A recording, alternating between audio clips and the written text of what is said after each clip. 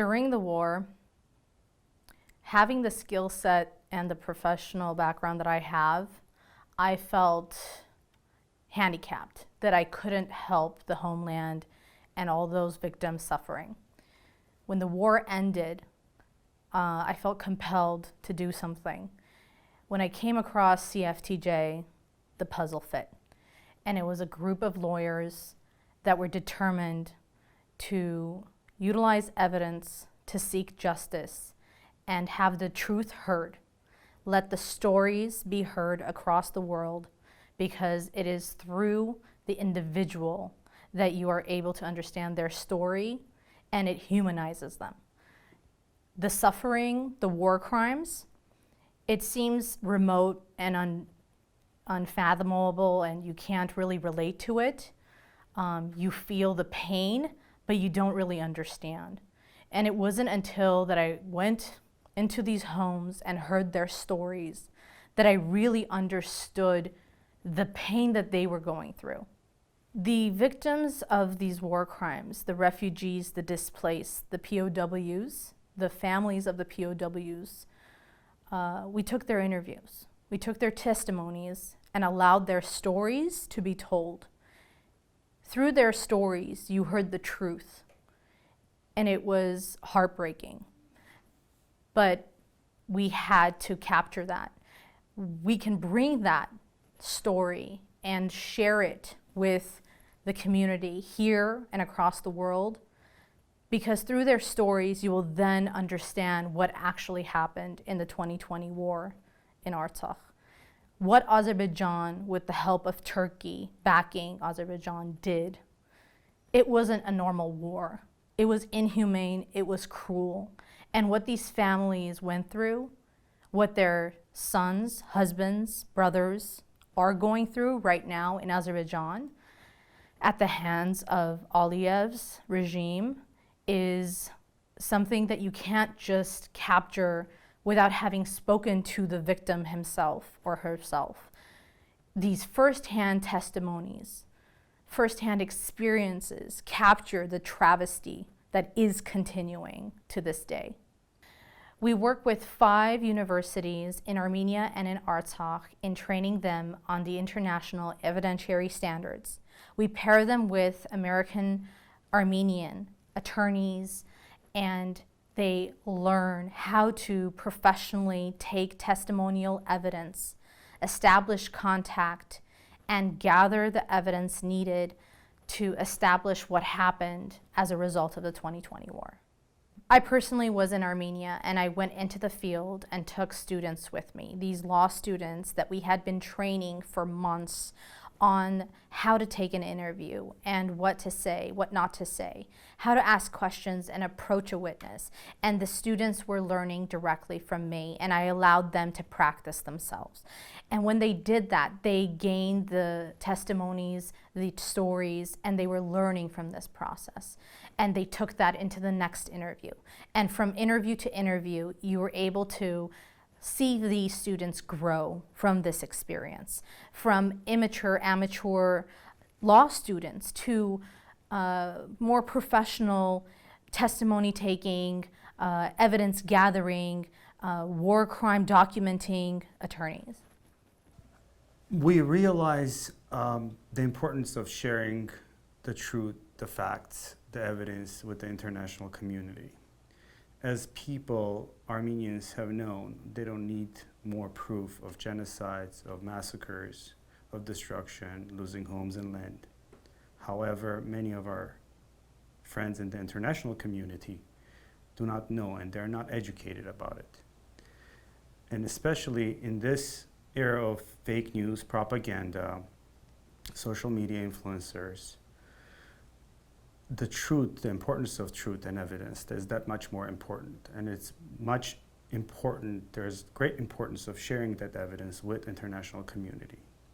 To achieve this goal, CFTJ introduced first of its kind internship, where law students from Columbia and Harvard were able to travel to Armenia and work hand to hand, shoulder to shoulder with Armenian law students, with attorneys in Armenia, visit the homes of the people who have lost so much. Talk to them, speak to them, meet their children, meet their family members, see the conditions where they lived, see the pictures of their old homes, old places where they lived, hear the stories of their parents and grandparents, where they come from, and really get to know in person the truths that we knew all this time, and work with them. And lots of them, if not all of them, came back becoming a true friend of Armenia and the Armenians, because they realized that these are people just like them. They have dreams just like them. They want to go to school. They want their children to get education. They do not want to achieve grandeur, greatness, or conquer. They want to live a happy life, stable, peaceful. And we believe we achieved a great deal of success in that area, where many non-Armenian lawyers traveling to Armenia became the advocates of themselves over Armenia, of Armenians preserving the Armenian way of life, Armenian culture. And that's one of the success stories for CFTJ. And we plan to do it again and then again, especially we now heard back from our interns who are praising the program and recommending to their peers. So over the last year, we've gathered significant evidence during the Artsakh war. But what do we do with it? You have a group of lawyers with minimal IT skills, destined with keeping this evidence and sharing it with the world. With the help of wonderful IT professionals who have volunteered their time and energy to create a unique, one-of-a-kind database, which allows us to safely and securely store this information so we can share it with those aligned with our goals to spread justice and truth, not only for this generation, but for generations in the future. Over the past year, CFTJ and its members have gathered valuable information and evidence regarding the Artsakh war. And over the past year, members of CFTJ and our students have gathered valuable information and evidence. So what do we do with that information? How do we store it? How do we save it? How do we share it? A group of lawyers are tasked with sharing this information, keeping this information secure. So with the help of our community and our specifically IT experts, we've created a unique, one-of-a-kind, searchable database that allows us to securely store and create an environment to allow others to access it, other international organizations, attorneys, civil human rights protectors, to share the truth and allow for justice to be achieved with this evidence that we've collected. Who developed it? How did it, you said the community, how So was it developed? we had a group of lawyers tasked with keeping this evidence secure and allowing to share it with the world, but in a secure and safe manner. We needed the help, and through the help and generosity of volunteers and people aligned with our goals, specific IT professionals that donated their time and energy and effort, and their teams created a unique, one-of-a-kind system that safely, securely stores this information and allows it to be searchable for all to access. I don't know. I've spent the last 20 years of my life working in law, specifically working in the field of evidence and truth and justice, because I am a sitting judge. I was attracted to the Center for Truth and Justice because it became evident during the war, the 44-day war, that there were heinous crimes being committed, human rights violations, beheadings on videos, white phosphorus dropping from the sky, men, children, civilians slaughtered, ears being cut off. These were not simple acts of war. These were heinous crimes. And it immediately became clear to me that Armenia proper doesn't have the tradition, doesn't have a generation that's been properly trained in collecting evidence so close to the acts and the events. And the side of me that deals with evidence was attracted to help teach the Armenian generation, the Artsakh generation, of how to collect evidence so close in time to these atrocities. Not 5 years later, 10 years later, because evidence changes the further away you are from the event or the crime.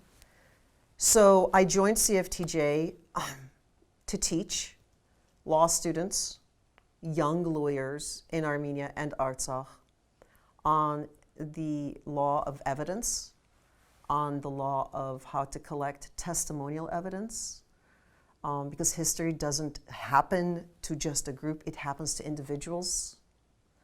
And it is only through the telling of a story is where the truth comes out. And the purpose of the evidence is perhaps taking them to courts of law, to tribunals, having foreign countries' legislative bodies hear these stories, because summaries are wonderful. Governments write their histories, but that all comes with an agenda. The truth is only told by the victim or the witness of the crime, closest in time to when the events took place.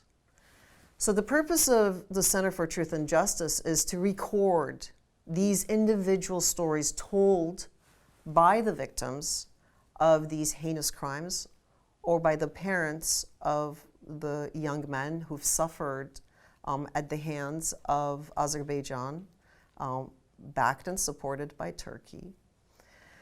And the idea is to create a center of thinking, the center of research in Armenia, for Armenian students to gather this evidence and for the world to come and do research and learn about this, as well as disseminate the information.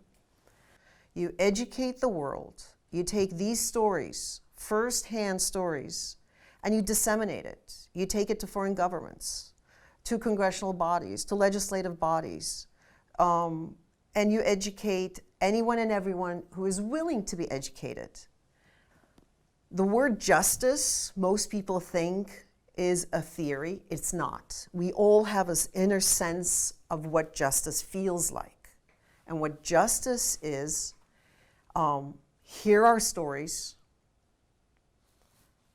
stop denying them, accept them, and that's your way to get to justice, and perhaps maybe restitution one day. However, the minute you confront it and you stop the denial and the lies about Armenophobia, you've already made your way to justice. And that's why Center for Truth and Justice is a fantastic organization where I have the honor of participating by lecturing and teaching young Armenian students, law students in Armenia and Artsakh, how to gather the evidence, the audiovisual testimonial evidence. The other attraction to CFTJ is the skills and the tools that they offer are not unique to being Armenian.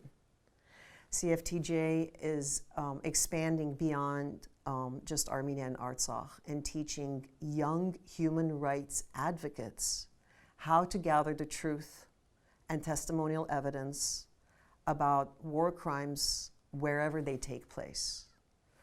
That's why I joined Truth and Justice. The idea of the center also has a vision that it will exist in Armenia, supported by the diaspora, but it needs to be an institution, a physical institution in Armenia, where these testimonies are displayed like a museum, so people can come, hear, and see it.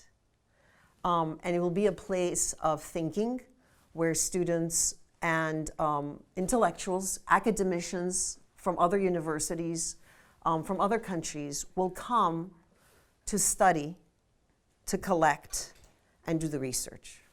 The Center for Truth and Justice needs to be a physical place, and that is the vision of the center, a physical place in Armenia, where it's a place of thinking, it's a place of research, and not just for Armenians, for academicians, for human rights advocates, and politicians from all over the world to come and see these audiovisual testimonies like a gallery of truth. Because ultimately the goal is tolerance, the goal is reconciliation, and you cannot get to that until you confront the truth.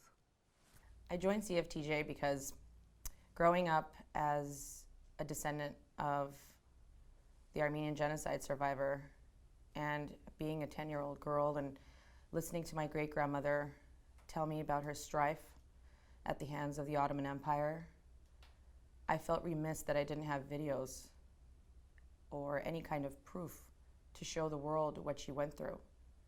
So 100 years later, when my mother's family in Eastern Armenia went through the same thing, I had this instinct to record everything my uncle, who narrowly escaped Hadrut, went through. From escaping on a horse that later died, to surviving in the forest with just a cracker to eat in 2-3 days, to having the only weapon be a pocket knife. I had this instinct to record what he had gone through. And it's only after that I joined the Center for Truth and Justice that that instinct made sense. I knew I had to have his story become a part of history so that whatever happened to my family in the West didn't happen to my family in the East. And now a child who no longer has an ancestral homeland on both my father's side and my mother's side, and having a law degree, I'm trying to use the best weapon I know how to ensure that the fate of my great-grandmother is not the same as the fate of my family currently living.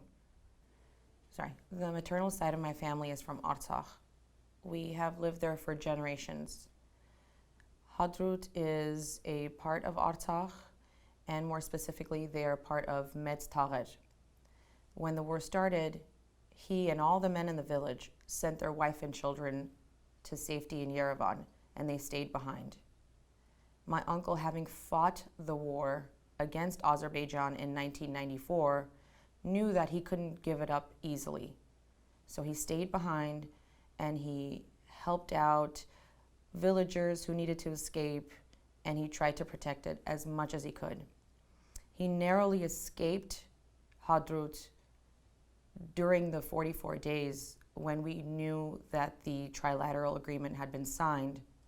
He knew he had to escape, so he did so on a horse that later died. And he then had to walk and hide out in the forest with nothing but a cracker to eat until he made it to safety on the border of Yerevan and Artsakh. Hadrut is now in the hands of Azerbaijan. They have since pillaged cemeteries that we think belong to my great-grandparents, and their homes are no longer theirs. They belong to Azerbaijan, and we don't know what happened to Hadrut.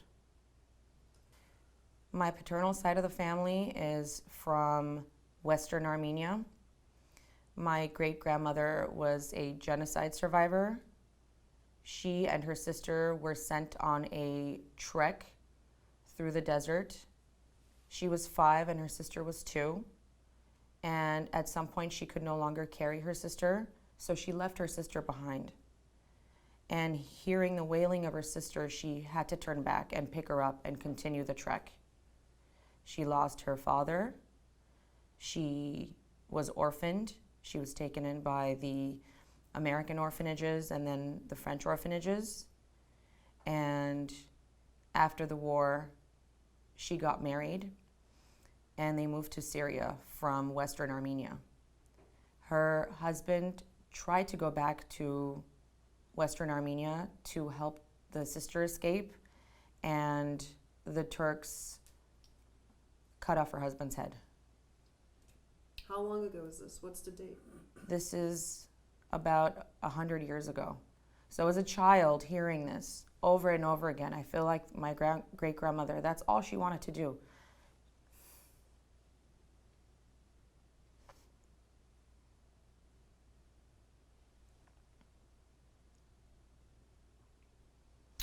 She just wanted to tell her story.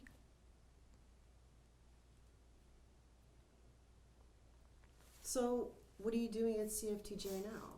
I'm trying to make sure that the same thing that happened to my great-grandmother, wherein her story is no longer heard, doesn't happen to my family now, To your uncle, to my uncle. who had to escape. What happened to my great-grandmother 100 years ago and what happened to my uncle's family now is very similar. They went through strife at the hands of Turks and Azerbaijanis. The only difference is that my great-grandmother's story will never be heard. There's no audio-visual recording of what she went through. That is why the Center for Truth and Justice is so important, because we are collecting audio-visual evidence of what happened to the people of Artsakh. And we're teaching attorneys-to-be in Armenia to make sure that we have this evidence, to gather it for now and to gather it for the future. We're trying to ensure that the destiny of the people from Artsakh is not the same as those who survived the Armenian genocide. We just have to ensure that we collect and we preserve this evidence. And that is why, as a diasporan Armenian, the Center for Truth and Justice is so important.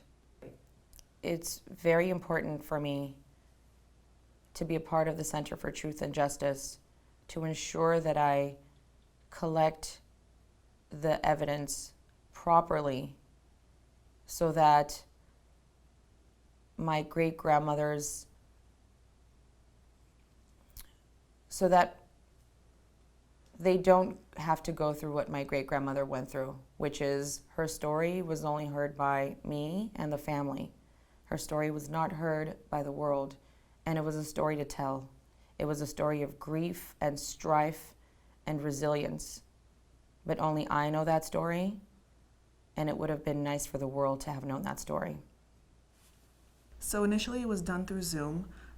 We've come a long way, and we've created a new system where we have an interview process where we reach out to different schools in Armenia and in Artsakh, and we work with the deans of these law schools, and we tell them what our standards are, and we invite them to come and learn from us and work with us together, and that way we can teach them what to do as they collect this evidence and this testimony.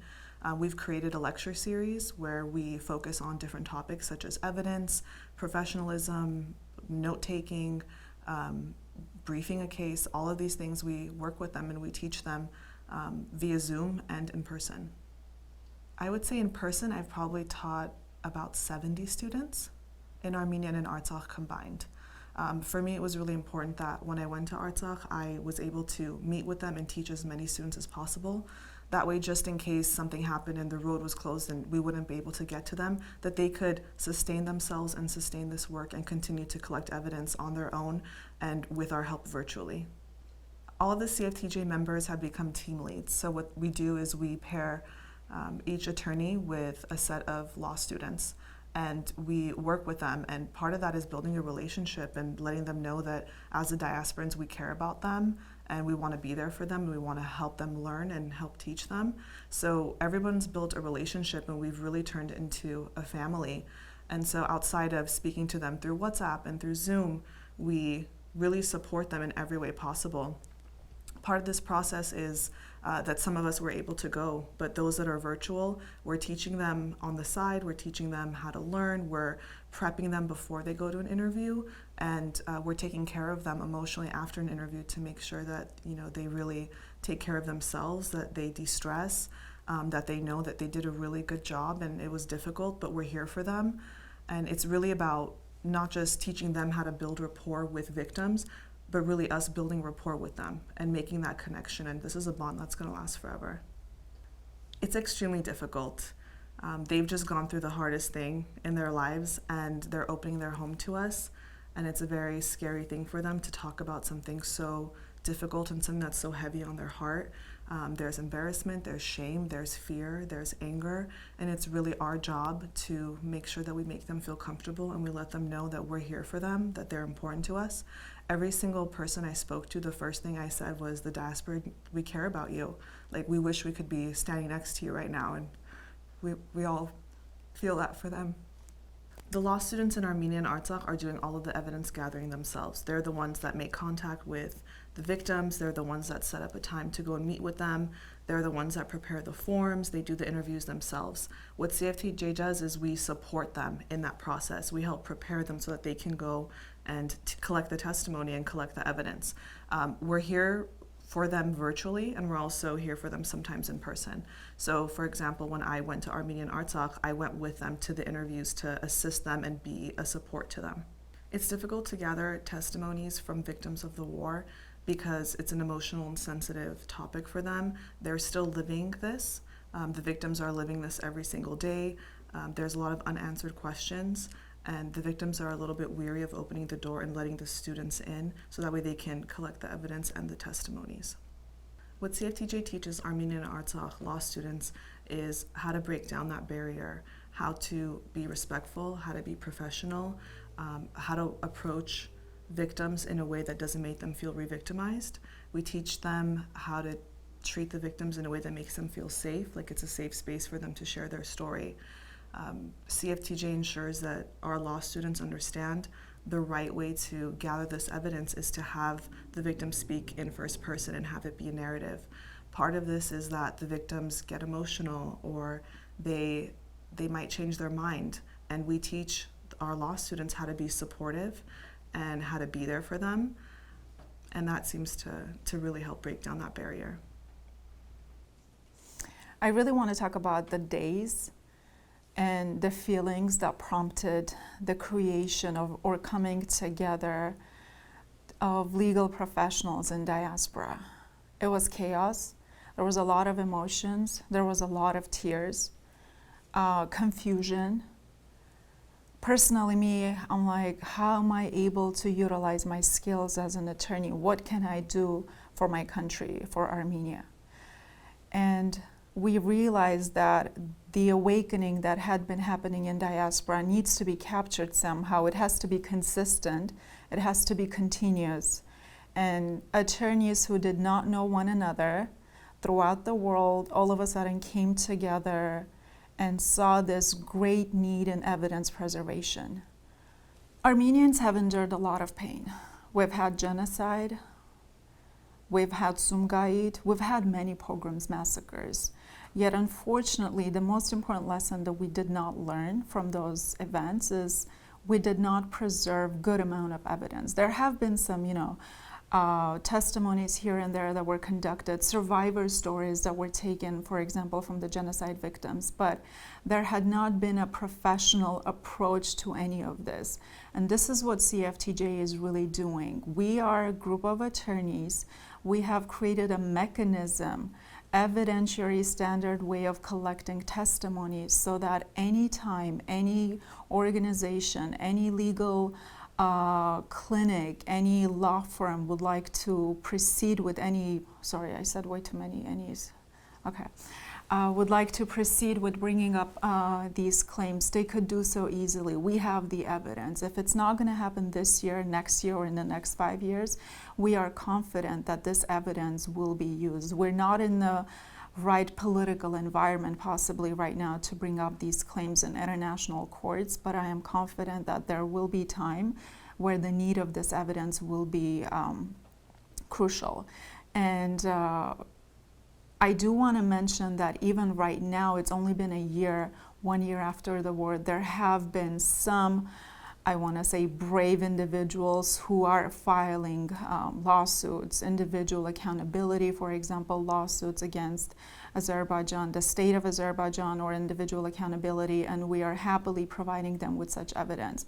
So just like I said, just because we don't have the path potentially to bring up these lawsuits or these cases in front of international courts, that doesn't mean that the evidence need not be preserved.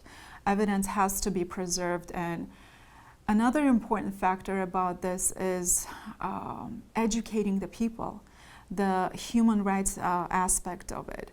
We have to start early. We need to learn from the mistakes of the past, and this is what CFTJ is doing.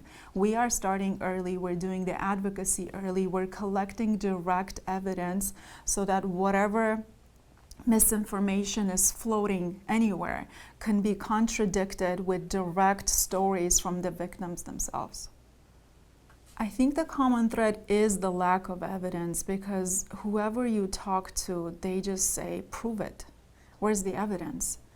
We can't just be pointing to some old hodgepodge and say, this is our land, this is why we were there, we built this, or something like that. We need the human element. We need the human stories of how they lived there for generations, how Hadrut has been a historical ancestral Armenian land. You can't just be pointing to some buildings and say, you know, have you seen this church? Have you seen this thing? Of course that's important. But when you add the human element, that these are the people who have lived there, that brings the action, or it gives you the ability to pursue, for example, self-determination claim. These are people who have lived there. And to imagine or to ask these people to live under Azerbaijani regime, it's simply impossible. You can't forcibly relocate this individual just because there is a conflict area, or just because Azeris are claiming that these are their lands.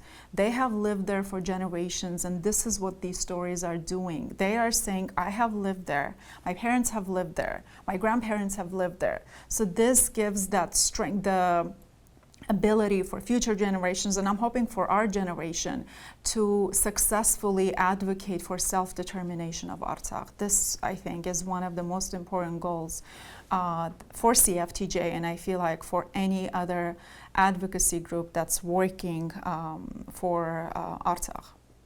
It's extremely vast categories of testimonies that we are actually receiving. Though I must say, depending on a time period, we do target, let's say, gathering of testimonies of POWs, if that's necessary, more time sensitive. However, the goal is to collect tens of thousands of testimonies to cover all aspects of loss that our people experienced. This could be cultural loss, this could be human lives that were lost, this could be torture, this sentimental, symbolic losses, anything that the people of Artsakh and the Armenian nation in general that have endured, specifically during the 44-day war in Artsakh. Hours after the trilateral announcement were made, we saw panic, we saw chaos, we saw people burning their houses. And that was extremely painful to watch, but at the same time, again, trying to tap into our legal skills, we realized we need to preserve evidence. We can't just allow people to destroy anything that could be useful later on as far as, you know, evidence preservation again goes. Which is why this prompted many attorneys to come up with announcements of encouraging people to not lose anything, to preserve it, to collect it. If they had any ability to go back to their homes in Hadrut and Shushi, if they weren't turned over at that time, to go back to get their evidence. If they can't, ask the soldiers to go in. So this is when I actually did that short video, and it simply went viral on me, and I think this really brought together many individuals who also felt the need, the important need of evidence preservation. I want to say that in those last 2 days, if you remember, where it was again chaos, and yet the lands were not turned over to the Azeris yet, a lot of people reached out. How could we go back? Can we ask the soldiers to go in and get those documents for us? What if we burn their house? What if, you know, I can't go back? Is there an agency that could help us out with that? So I think that our people started to think a little bit more critically. they started to be analytical about like what is it that they could do now to potentially help them get restitution, either from the government, from the Armenian government, from the Azeri government, from the international courts. And I think that's a lesson, educational component that us Armenians, we need to learn in general, that we can't, just because we can't get something right now, we can't get it done right now, it doesn't mean it's not going to happen in like 10 years or 20 years. So we need to get away from that mentality. I mean, especially if we're talking about the legal work, that's not something that happens in a day or in 2 days or in 5 days. We need time. And to educate the people, which is why we are talking about so much about the educational component of CFTJ, how we're transferring the skills of the U.S. attorneys to the future generation of attorneys, legal professionals in Armenia, so that there could be that transfer of skills, and we could instill that type of approach in our people. Life is not over. Yeah, we lost the war. It's been a year. But I do feel that it's different this time. It's different because I do want to empower my people and say that diaspora really does care, even though we were not there physically, even though we were not fighting, but we were there.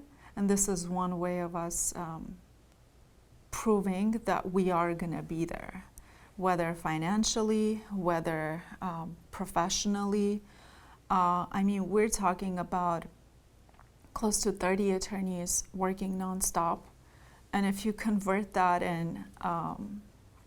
into financial amount, into money, those are millions of dollars that we're talking about.